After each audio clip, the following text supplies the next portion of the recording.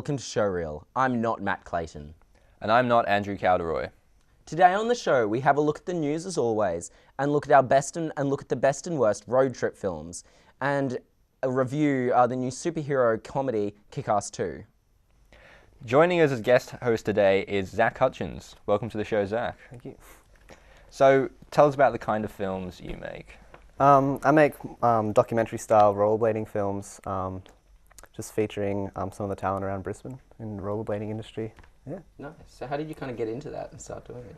I don't know. I just started taking up the sport as a whole, and then as I started to understand my passion for filmmaking, it just happened that way.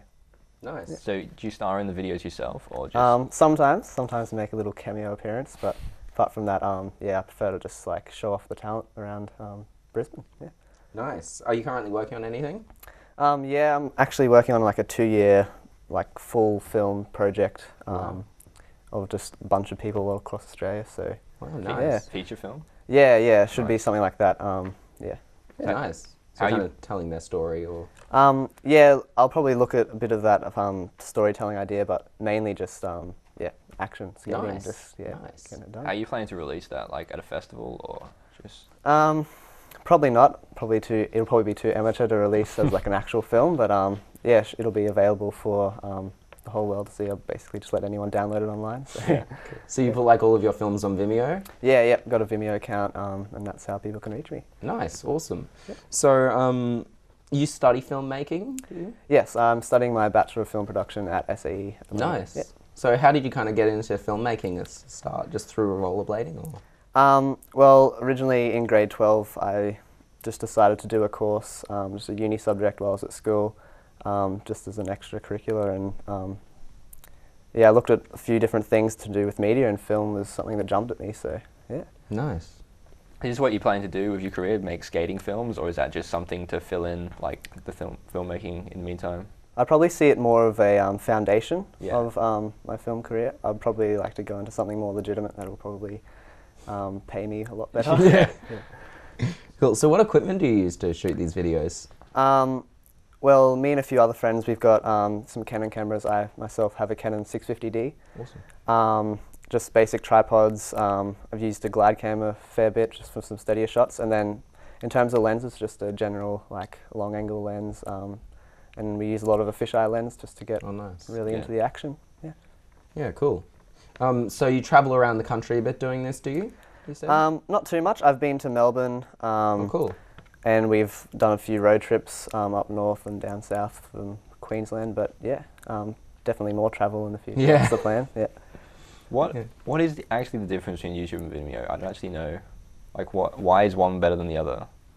Do you want to fill this or I can? I suppose YouTube's probably more for viral things. It's easier for people to Yeah, it's put more up. mainstream. Yeah, and it's easier to find related videos and that sort of thing. Vimeo is probably for more professional people that want higher quality. Mm. It's a lot easier to get the format right on Vimeo, I find. Okay. So There's some really nerdy editing stuff in here, but basically the bit rate of the video on YouTube, no matter what you upload it as, is going to be 3. On Right. on YouTube. On Vimeo, it's 5 or 6. So it's Okay, like, fair enough. I didn't all realize weird they technical stuff that no changed one it actually from what you needs to uploaded care it. about. Yeah. Okay. Yeah. That explains it. So it is actually better, which is really good. Yeah.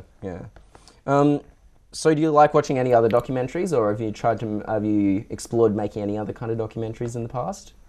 not really, no. No, that's cool. I documented a bit of my senior year with I made a little film of my whole grade at the end of grade 12, cool, just yeah. for a memory sort of thing. That was sort of like a documentary, I suppose. But Cool. yeah. Ever gonna write a skating drama, about two skating buddies and then they discover a corpse or something? I have actually started writing a little screenplay about just a person who's just skating around the park.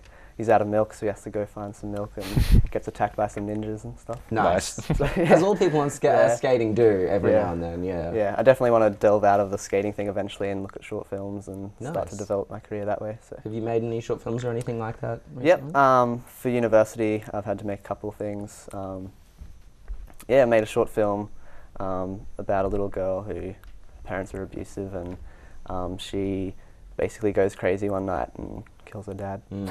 Yeah. But yeah, like accidentally. little But bits yeah, too, yeah. No. It's a bit creepy, but definitely more short films in the near Yeah. future. They're like surprisingly hard to learn how to make, aren't they? Like, just Yeah. from the get-go, to make them actually good, they're pretty hard to Yeah, learn how to make. yeah. I've definitely realised there's a lot that needs to go into, you know, the writing of the actual story initially, and then there's so many things to think about when you're actually filming, and yeah. Yeah, well, like, Matt and I are more writers and producers, but I know, like, I'm so bad at cinematography and directing, like, I don't know how you do it, yeah. Yeah, I basically just fluke it. Yeah, it's the best way to do things, yeah. Trial and error is basically the way you learn. So. Yeah. When you're making these skating films, do you set out to get particular shots, or you just get a whole bunch of stuff and then edit it together, whatever looks best? Usually, we think about the trick that someone's doing and the kind of obstacle they're doing it on. And then we need to determine whether we want a long angle shot or if it'll look better up close with the fisheye. So yeah, it really depends on like the actual shot we're trying to get. Yeah. Do you have any kind of favourite tricks people do that you like to film, or favourite tricks just that you like to do? I really like gaps, basically just like skating really fast and then gapping over a stair set or something like that. Cool. They're really fun to film as well because you just like sit on the stairs with a fisheye and like, Yeah. you know, yeah, and the shot looks really cool because they fly over and the fisheye Yeah. just distorts, like warps the image and makes it look really intense, and yeah, it's cool.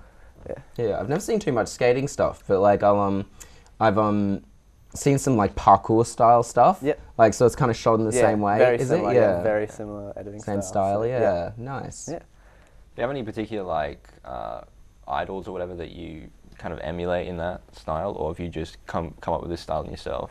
Well, yeah, definitely. There's a few really big names in America that have really unique editing styles. One of my favorites is a guy, can't remember his name right now, but he gets basically a lot of skaters to go through one park and he'll just do one continuous steady shot with a glide cam. It just looks really smooth, and yeah, he's got a really good style, and he always color grades his films, like Nice, editing wise, yeah. really well and professional, and like he makes skating look like really Yeah. professional, which I admire, so that's sort of what I try to emulate as well. Are you able to explain what a glide cam is? Glide cam is basically a fluid tripod. I can't go into the science because I don't understand that's it. fine, yeah. But basically, it's got a mount for your camera up the top, and where you hold the tripod takes a lot of the weight out of like what you'd normally have with the tripod. Instead of having like shaky shots, you'd hold the glide cam from the mount really steadily, and it'll sort of move in a fluid motion around the pivot point where your hand is, rather than like the whole camera just being on one like tripod and moving around really shakily. So Nice. So you can get some like really smooth shots, but still have the agility to kind of move around. yeah, and, yeah, exactly. Yeah, like I can run around with it, like just sprint with it, and it'll be like a really steady shot if I get the balancing right. So, yeah. Nice. Well, we have to take a break, but we'll be back soon with Zach and more Showreel. Don't go away.